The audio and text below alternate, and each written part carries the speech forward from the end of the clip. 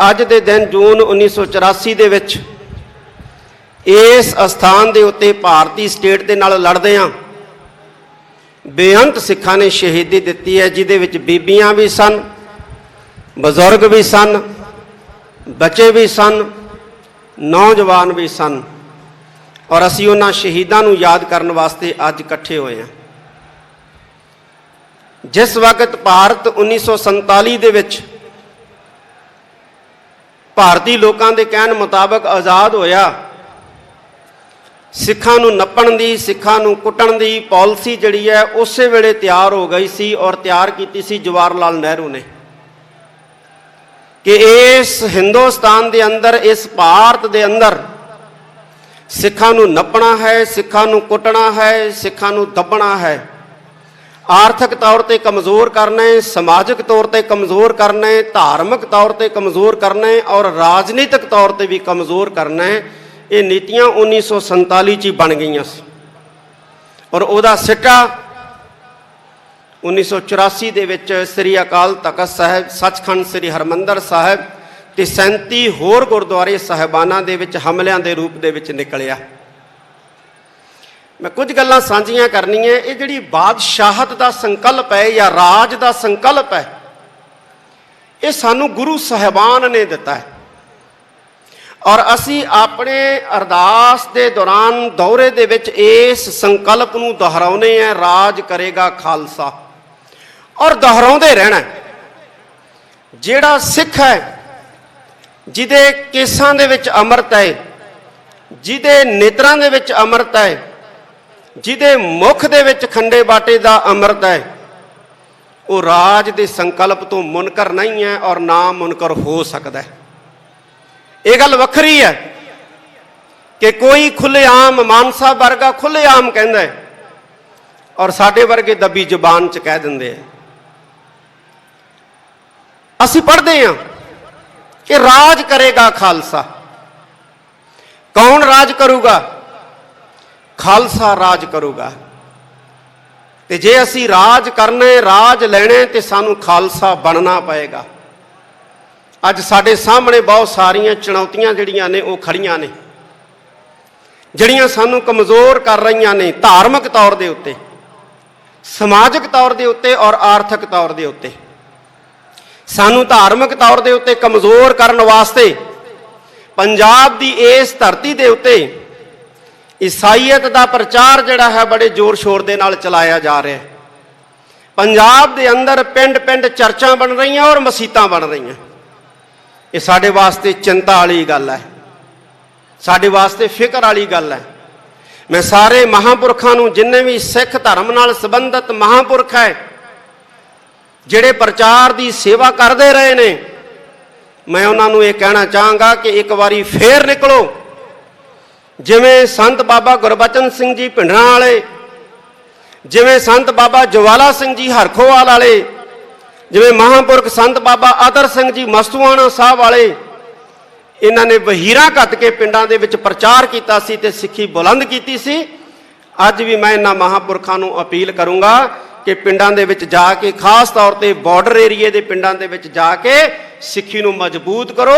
हुण एसी कमरियां चों बाहर निकलण दा समां आ गया है, पिंडां दे विच जाण दा समां आ गया है, पिंडां दे विच प्रचार करन दा समां आ गया।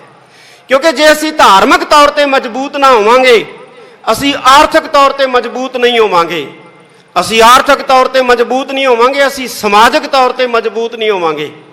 ते जे असी धार्मिक तौर पर कमज़ोर हो गए, समाजिक तौर पर कमज़ोर हो गए, आर्थिक तौर पर कमज़ोर हो गए, राजनीतिक कमज़ोरी नूं कोई रोक ही नहीं सकता है। राजनीतिक कमज़ोरी आएगी ही आएगी और असी उन्ना राज तो दूर होवांगे जिन्ना धार्मिक तौर पर कमज़ोर होवांगे। सानू धार्मिक तौर पर मजबूत होने की बहुत वड्डी जरूरत है। साडा नौजवान नशियां च गिरफ्त हो रहा है, नौजवान पढ़ाई तो जिहड़ा है वो पासा वट रहा है। नौजवानों के अंदर कौमी जज्बा जिहड़ा है वो पैदा करने की अज सब तो वड्डी साध संगत की जरूरत है।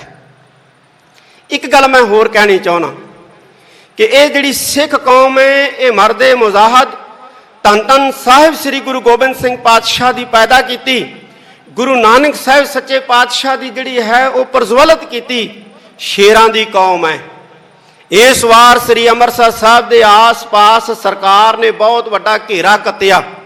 सरकार भी मनती है कि शेरां की कौम है, क्योंकि शेरां नूं काबू करने वास्ते बड़े बड़े पिंजरे जिहड़े ने जां बड़ियां बड़ियां दीवारां खड़ियां कीतियां जांदियां, गिदड़ां नूं रोकण वास्ते पिंजरे खड़े करन की जरूरत नहीं पैंदी। सरकारां नूं पुछिया भी इन्ने सुरक्षा घेरे क्यों?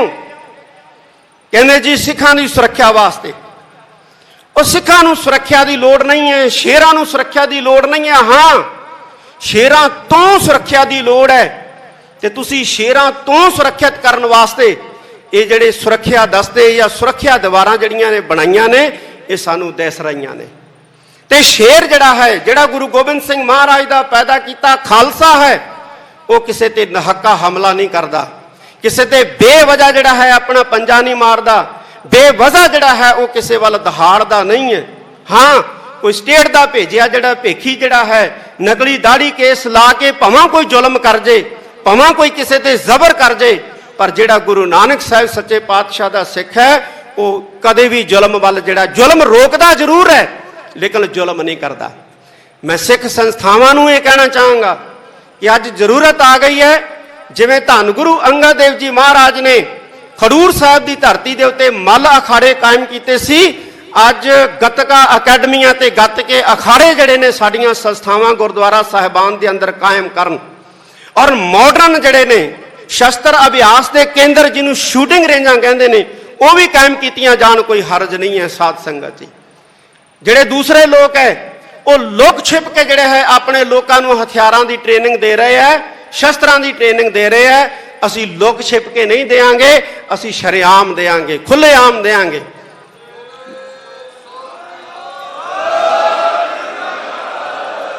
अज वक्त आ गया असी इकट्ठे होइए, असी अपने नौजवानों को नशा तो बचा के शस्त्र अभ्यास वाले पासे लाइए, बाणी के अध्ययन वाले पासे लाइए, और विद्या के लिए उन्होंने इन्ना प्रवीण कर दईए कि साडे सिख नौजवान जिहड़े मुल्क दे विच भी जाण, यहूदियां वांगू उन्हां दी इकोनॉमी नूं जिहड़ा है वो काबू कर लैण। जदों साडे नौजवान इस काबिल बन गए कि दुनिया के मुल्कां दे विच जाके उन्हां दीयां इकोनॉमियां दब लईआं, ते साडा राज जिहड़ा है दुनिया की कोई ताकत जिहड़ी है वो रोक नहीं सकूगी।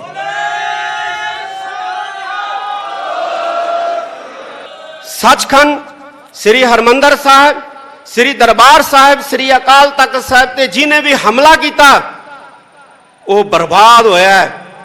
जिहड़ी पार्टी ने हमला किया वो बर्बाद होया है, और जिहड़े मुल्क ने साथ दिता रशिया वर्गा, उन्होंने एक निक्के जे मुल्क ने जिहड़ा वाणी पा रखिया है। और जिन्ना चिर पंथ की शरण दे विच आके सीस नहीं झुकाउंदे रशिया वर्गे, इन्हों टुटणों कोई नहीं बचा सकता, इन्हों डुबणों कोई नहीं बचा सकता, और इन्हों मरनों कोई नहीं बचा सकता है।